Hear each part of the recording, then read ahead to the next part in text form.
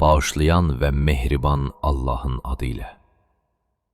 And olsun, tövşiyə çapan atlara, and olsun. Dırnaqları ilə daşdan qığılcım qoparan atlara, and olsun. Sübh çağı düşmən üzərinə hücum edənlərə, hücumları ilə toz torpaq qaldıranlara, o hücumla düşmənlərin mərkəzinə yol tapanlara, and olsun ki, həqiqətən insan öz Rəbbinə qarşı çox mankor, xəsis və itayətsizdir. Və şübhəsiz o özü də buna şahiddir.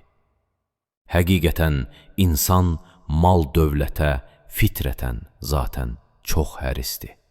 Məyər o bilmirmi ki, qəbirlərdə olanlar çıxarılacağı zaman qiyamət günü və sinələrdə, ürəklərdə olanlar, iman və küfür, fəzilətlər və rəzilətlər, əməl dəftərində və cəmaat arasında açılacağı zaman, şübhəsiz o gün onların Rəbbi hallarından xəbərdardır.